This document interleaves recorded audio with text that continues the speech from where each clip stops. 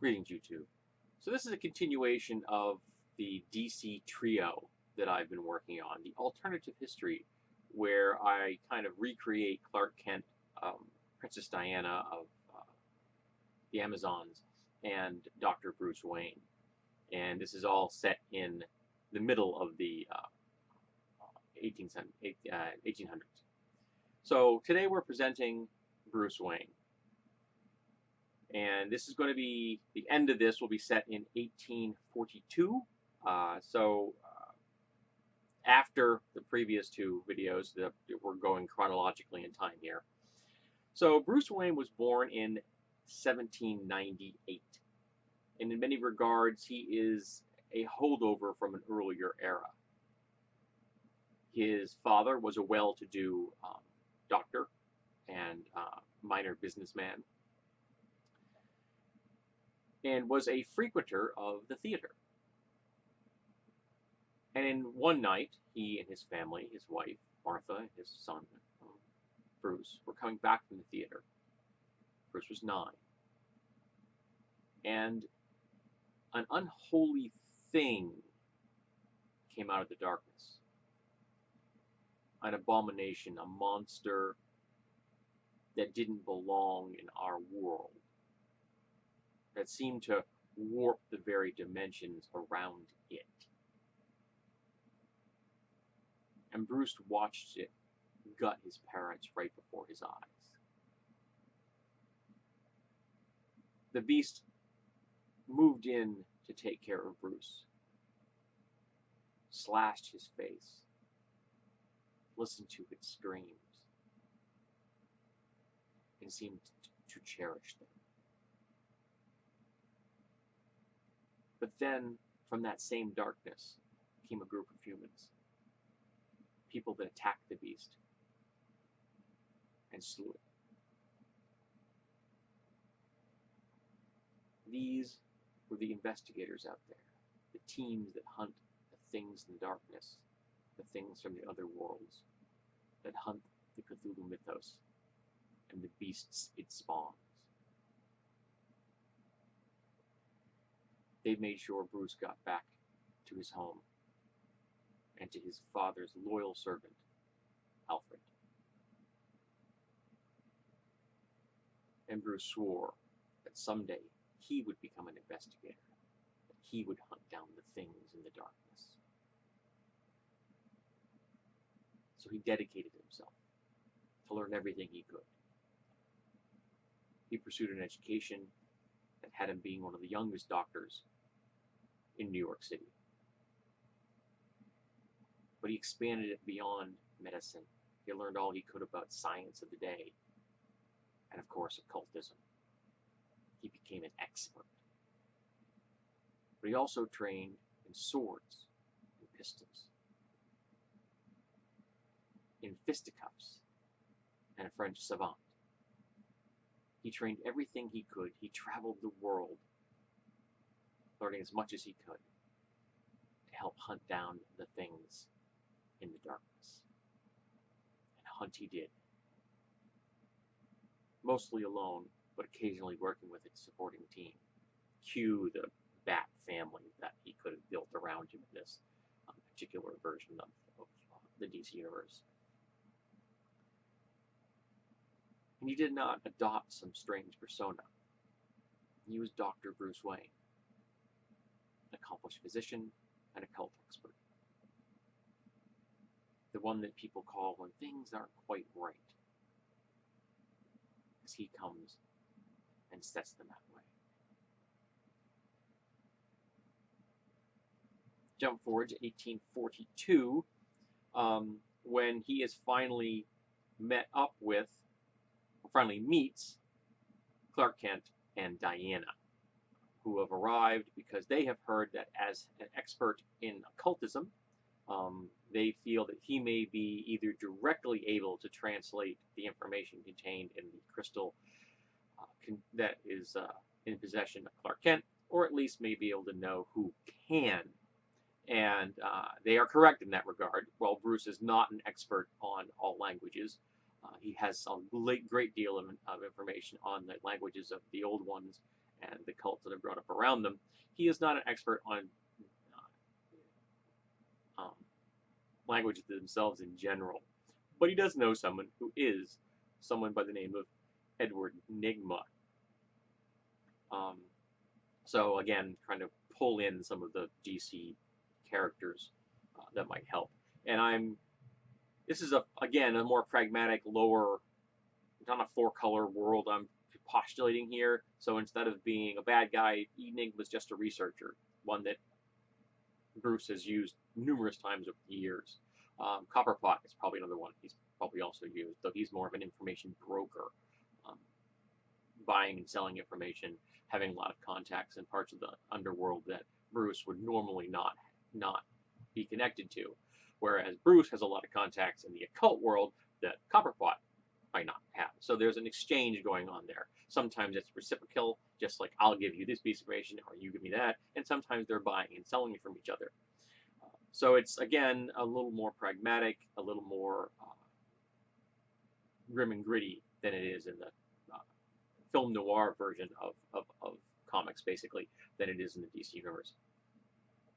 So Bruce cannot translate this. He hooks up Clark and Diana with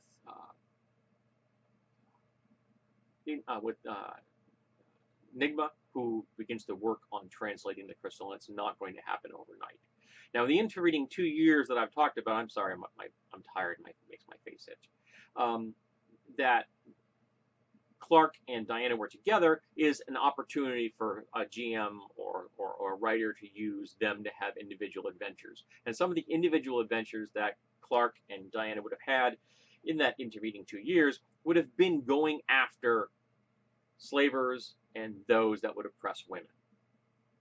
And it's literally going to certain places in the world that are openly practitioners of slavery, and they just kill the slave owners and free the slaves, including some places in the United States. So Clark and Diana would be wanted, at least by slave owners and maybe by southern state governments, but their activities are also, for the most part, on the lowdown, because talking openly about super beings, even though the Cthulhu mythos does exist and people kind of understand it maybe a little bit on the fringes, they know that the world's full of weird, scary things, but they've always believed the world was full of weird, scary things. So many people don't believe in the mythos. A lot of people aren't going to believe in super beings either. And it probably takes a bit for Bruce to be convinced that, yes, Clark and Diana are both super beings. But let's face it, it would be difficult to demonstrate that they're both super beings. They are Clark Kent and Diana, who is a demigod, or demigoddess, I guess, technically. You don't hear that term very often, do you? Demigoddess. People just say demigod or demigods. So we're up to the point where all three of the characters have now met. And Bruce is by far the most intelligent of them. He's even more intelligent than probably by a couple of magnitudes more intelligent than Diana, and he's leaving Clark in his dust. This version of Clark is not a great deal more brighter than your average person. He is not creative. He would not make a good reporter. That's just not what he is.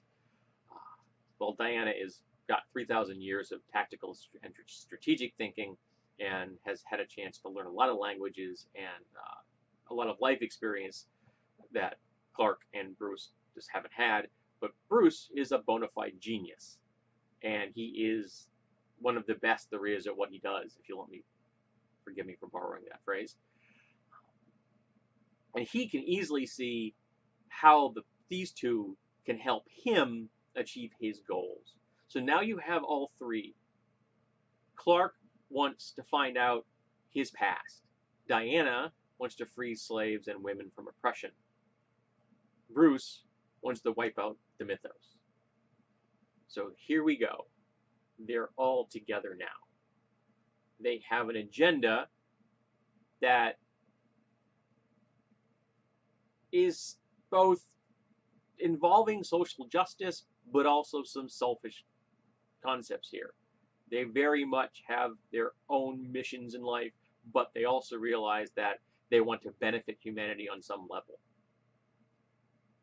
I once heard that there's no such thing as an altruistic act, that everyone that commits them is doing part of it for themselves. And that, I think, is what I'm really pushing here. Yes, they are acting in altruistic ways, but they're also working their own personal agendas into the mix. So the next video in this series will be from 1842 moving forward, when you now have all three of them together, and hopefully there will be, well, there will be, because I'm doing this, the information that's contained in the crystal, and then where that takes the group once they know what that Kryptonian crystal contains. And of course, there will be a gap between 1842 and that event, so you can then have adventures with all three of these characters together before we get to the next phase. So I'm trying to put windows in there so that people who want to use this both as a role-playing game or someone who want to be creative and write fan fiction or independent comic or something can be inspired by this, go for it. But of course, you are dealing with someone else's property. I'm just playing with some ideas here. I have a hard time thinking that DC is going to sue me for this. This is pretty much something but fan fiction. So tell me what you think, what I've done so far with Clark and Diana and with Bruce. And I find it kind of interesting is that I've got this filmed long before the first one has gone live. And I will probably have the next one, which I may have to break into 2 videos, because the future I want to cover is going to be pretty big, and I don't want to have to try to cram it all into one video, because I'm probably going to be taking this up through 1930s. I think that's my goal. So that's a pretty big time span from 1842 to 1930 or 35. So it's probably going to be 2 videos there. Probably break it up from now into the 1900s, from 1900 forward. Yeah, maybe 1900, that might work. So tell me what you think so far. How would you use these people? How would you tweak them? Do you think I'm presenting a compelling enough world? But you've got our world with super beings and the mythos in it. I think that's enough things to keep even characters like Clark and Diana and Bruce busy. But tell me if you agree.